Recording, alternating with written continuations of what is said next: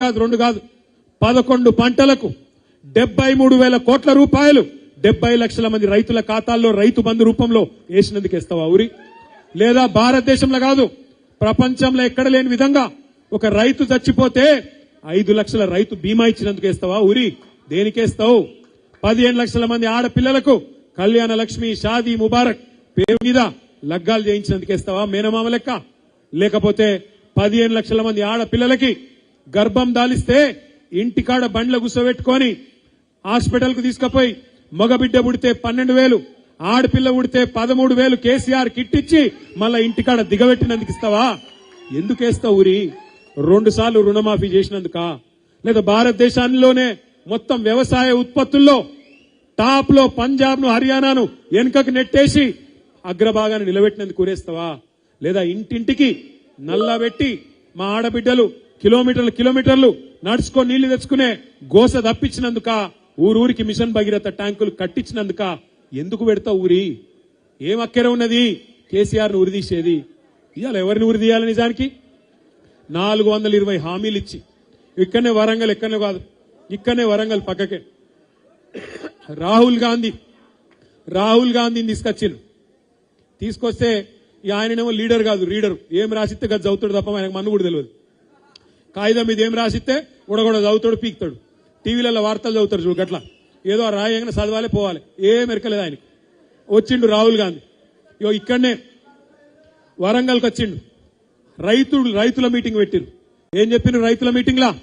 కేసీఆర్ 10,000 ఇస్తుండు, మేము 15,000 ఇస్తాం రైతు బంధు అన్నారు. అన్నారా లేదా? ఇచ్చిర్రా మరి ఇళ్ళ మొక్కలకు?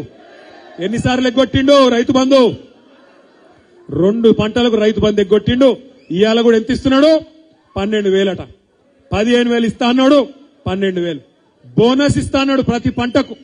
మొక్కజొన్న వేసినా, పత్తి వేసినా, వరి అయినా, ఏదైనా సోయా అయినా, దేనికైనా 500 బోనస్ అన్నాడు. వస్తుందా బోనస్? వస్తుందా వస్తలేదా?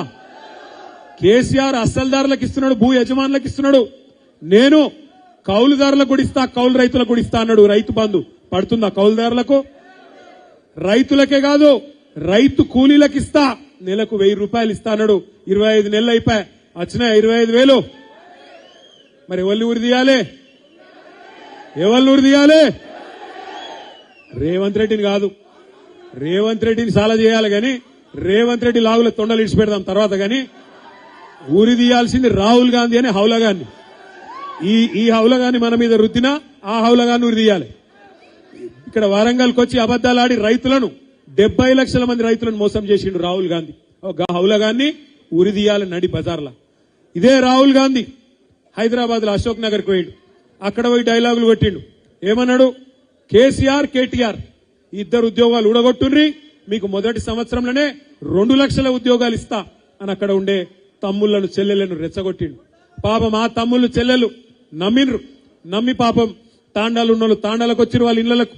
ఊర్లు ఉన్నోళ్ళు ఊర్లలోకి వచ్చిండ్రు, పట్నంలో ఉన్నోళ్ళు పట్నంలో పోయినరు.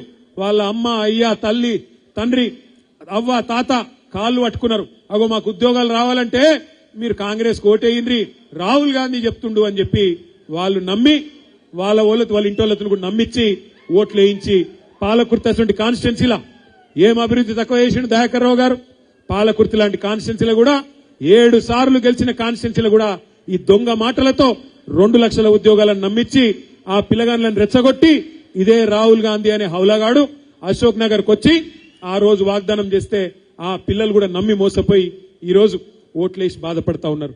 ఎవరిని తీయాలి ఉరి? మరి 2 లక్షల ఉద్యోగాలని చెప్పి మోసం చేసిన రాహుల్ గాంధీని ఉరి తీయద్దా? 420 హామీలు ఇచ్చారు. మా ఆడబిడ్డలకు చెప్పిండ్రు, అత్తలకు 4,000 ఇస్తాం, అత్తలకు 4,000, కోడలకు ఎంత ఇస్తామన్నారు? 2,500. మరి సిగ్గున్నదా వీళ్లకు? ఇవ్వాలన్నట్టు 2,500 ఎక్కడో వీకినాయి.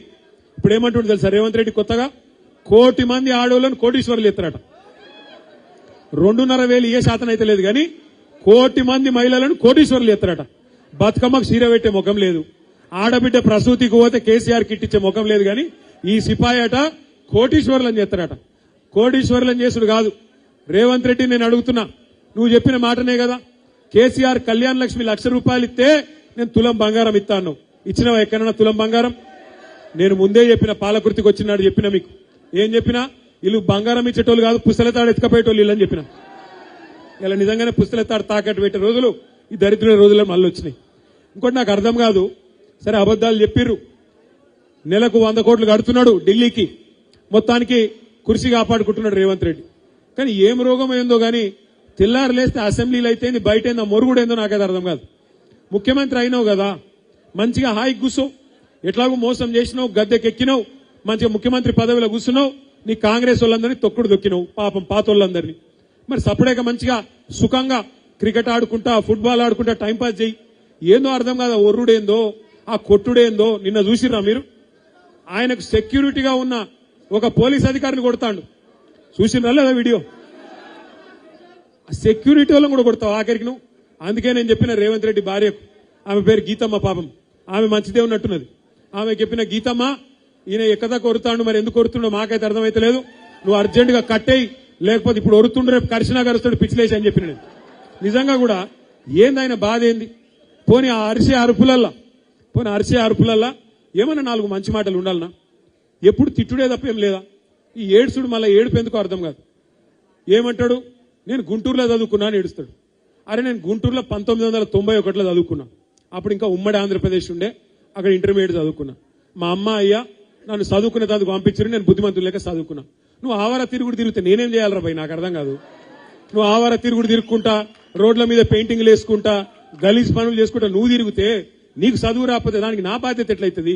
పాపం మీ అమ్మాయి కూడా నీకు పంపించారు స్కూల్కు, నువ్వు చదువుకోలే, నువ్వు లంగ సోపతులు చేసినావు, గిట్లా తేలి నువ్వు నేనేం చేయాలి దానికి నా మీద ఎడతాడు. ఇంకోటి అంటాడు, నేనట మా అయ్య పేరు చెప్పుకొని తిరుగుతున్నానట.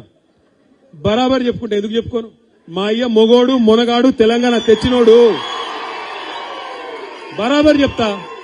మా అయ్య పేరు, ఇప్పుడు అయ్యలు మంచి పని చేస్తే చెప్పుకుంటాం, నీ లెక్క లుచ్చ పనులు చేస్తే నీ మన్మడు కూడా చెప్పాడు, మా తాత మోసగాడు లుచ్చగాడు అని మీ మన్మడు రేపు చెప్పే పరిస్థితి వస్తుంది. మరి ఇలా నువ్వు అనుకుంటున్నావు రేవంత్ రెడ్డి, ఆయన శపథాలు చేస్తుండ్రు రేవంత్ రెడ్డి ఈ మధ్యన. కేసీఆర్ ను మళ్ళా మొలకెత్తనీయడంట.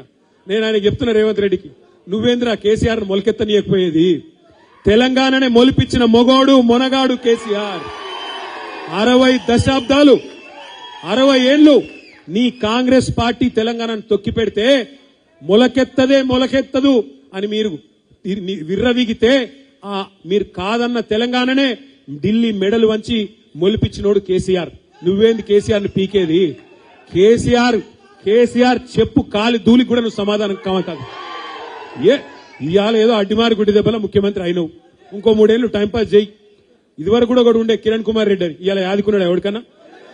గిట్లనే ఉంటారు, ఇటువంటి వాళ్ళు వస్తారు పోతారు, ఐరగరగాలు, అయ్యేది లేదు పీకేది లేదు, వీళ్ళతో ఊదు కాలేదు పీరు లేవది.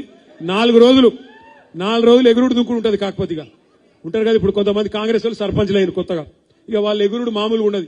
కొత్తగా రేబాన్ కళ్ళద్దాలు పెట్టుడు, కొత్తగా కడక్ అంగి చేసుడు, ఎమ్మెల్యే మావాడే మీకు ఎరికేనా, గట్లనే వీడు కూడా హౌలగాడు. కొద్దిగా ముఖ్యమంత్రి పదవి రాగానే గింత మిడిసి పాట. మేము కూడా చేసిన ప్రభుత్వం 10 ఏళ్ళు. నేను ఇంకొక మాట అడుగుతున్నా, అరే నీకు దండం పెడతా కూర్చోరా తమ్మి, కూర్చో. ఇంకొక మాట నాకు తెలియక అడుగుతున్నా, మీరు ఒక్కసారి జనగామలో ఇప్పుడు పల్లా రాజేశ్వర రెడ్డి గారు చెప్పారు, అన్నా యూరియా బస్తాలు దొరుకుతలేవని చెప్పారు. వాస్తవం, రాష్ట్రంలో ఒక జనగామల కాదు, మొన్న మహబాద్ పోతే అక్కడ గిరిజన రైతులు వచ్చి చెప్పారు, సార్ షాపులో యూరియా లేదు. మరి యాప్లు ఉంది కదా కదా నేను అడిగిన, యాప్ పెట్టిండట కదా, యాప్ అంటే సార్ షాపులు ఉంటాయి కదా సార్, యాప్లో దొరికేది యాడికెళ్ళి దొరుకుతుంది అని ఆయన అన్నమాట. ఇప్పుడు షాపులో లేదు, యాప్లో లేదు, కొత్తగా కార్డు అట, గ్యారంటీ కార్డులు అయిపోయినాయట, ఇప్పుడు యూరియా కార్డు అట. లోపల సరుకు ఉంటే కదా, లోపల విషయం ఉంటే, లోపల ఏమైనా ఉంటే యాప్లా యూరియా దొరుకుతుంది. మరి కేసీఆర్ గారు ఉన్నప్పుడు ముఖ్యమంత్రిగా ఈ యాపులు షాపులు ఈ బాధ మనకు లేకుండా ఎందుకో? ఎందుకంటే కేసీఆర్ రైతు, రేవంత్ రెడ్డి లెక్క రియల్ ఎస్టేట్ బ్రోకర్ కాదు. అందుకే రైతు కాబట్టి, రైతు కష్టం తెలుసు కాబట్టే కేసీఆర్ గారు రైతుకు కష్టం తెలియకుండా మీకు టైంకు నాట్లేసే టైంకు మంచిగా మీ ఫోన్లన్నీ టింగు టింగు టింగు అనుకుంటా రైతు బంధు పడుతుండే. ఇవాళ ఎక్కడ కావాలంటే అప్పుడు టైంకు ఎరువులు, టైంకు విత్తనాలు కేసీఆర్ ఉన్నప్పుడు తిప్పలు లేకుండా ఉండే. 24 గంటల కరెంటు బ్రహ్మాండంగా వస్తుండే. ఏ టైం కావాలంటే ఆ టైంలో మోటార్ నడుపుకునే అవసరం ఉండే. లో వోల్టేజ్ ఎన్నడూ లేదు కేసీఆర్ గారు ఉన్నప్పుడు. బ్రహ్మాండంగా రైతుకు కాలం గడిచింది. కానీ ఇవాళ పరిస్థితి ఏంది? ఎంత దారుణంగా ఉన్నది? నాకంటే బాగా మీకే ఎరక. చేనేత కార్మికుల గురించి చెప్పిండు పల్లారాజేశ్వరరెడ్డి గారు. ఒకరు కాదు, ఇద్దరు కాదు, ఇప్పటికి దాదాపు 48 మంది చేనేత కార్మికులు మళ్లీ కాంగ్రెస్ ప్రభుత్వం వచ్చినాక ఆత్మహత్య చేసుకున్నారు. చేనేత మిత్ర అనే పథకం పోయింది, నేతన్నకు చేయూత అనేది పోయింది. ఒక్కటంటే ఒక్క పథకం కూడా ఇలా అమలు అయితలేదు. ఇక్కడ నుంచి ఒక సోదరుడు జనగామ నుంచి నాకెప్పుడు మెసేజ్ పంపిస్తా ఉంటాడు సోషల్ మీడియాలో, అన్నా మాకు చేనేత రుణమాఫీ అని చెప్పిండ్రు, రుణమాఫీ కాలేదన్నా మాట్లాడండి అని చెప్తున్నాడు. ఆ హౌస్ లో పోయి